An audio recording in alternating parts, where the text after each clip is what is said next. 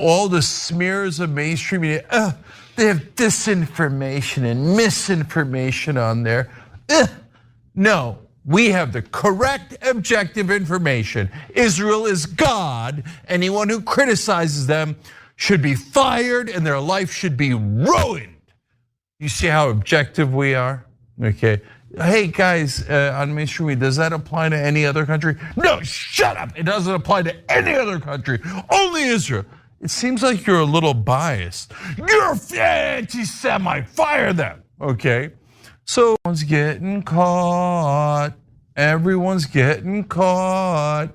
You owe us. You owe us. And if you don't give me your money, you hate people. And you're a racist anti-Semite. Well, and whenever you would say it, although no one ever said it in mainstream media, they would say, oh, that sounds conspiratorial.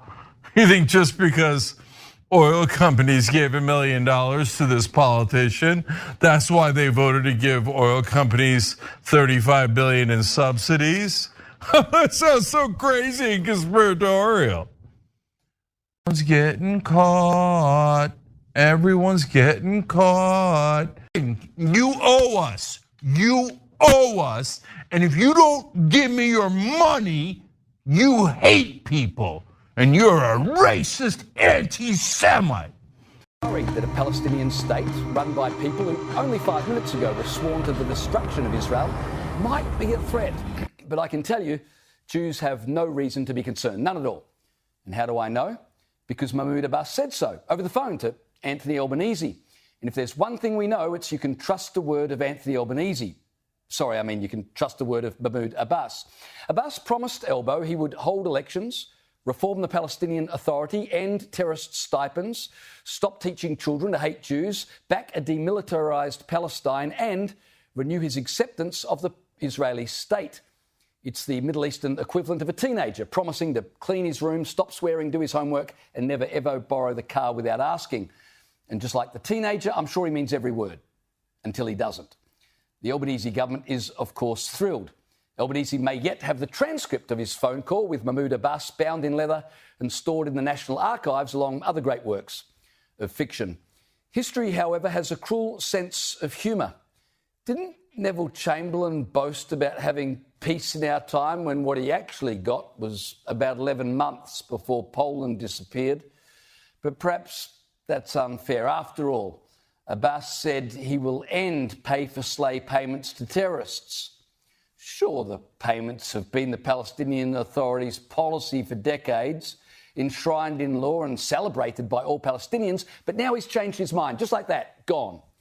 And why not believe him? I mean, it's not like the Palestinian leadership has ever broken a promise.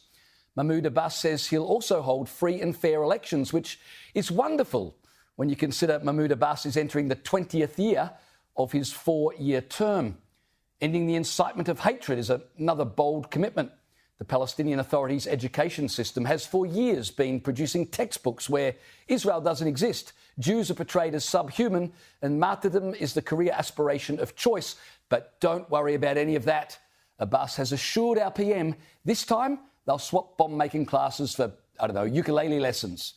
And a demilitarised state? Well, of course, because if there's one thing the region has taught us, it's that terrorist groups are famous for giving up weapons when asked nicely. Victorian Labor leader Jacinta Allen may even pay for her machete amnesty safe disposal bins to be dotted around the West Bank for terrorists to hand in their suicide vests. Labor naturally insists the Palestinian Authority's promises are ironclad because if you can't trust the word of a radical Islamist, well, who can you trust? But what if Mahmoud Abbas fails to deliver? Well, Anthony Albanese and Penny Wong will do what they always do. They'll blame Israel. Then again, if Albanese and his naive colleagues who now govern most of the West are foolish enough to give the Palestinians a state, there probably won't be an Israel to blame when it all goes wrong. No one ever said it in mainstream media. They would say, oh, that sounds conspiratorial. You think just because oil companies give $1 million to this politician.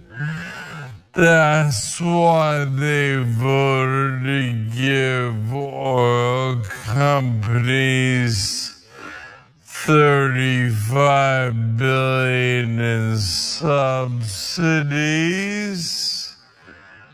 That sounds so crazy, conspiratorial.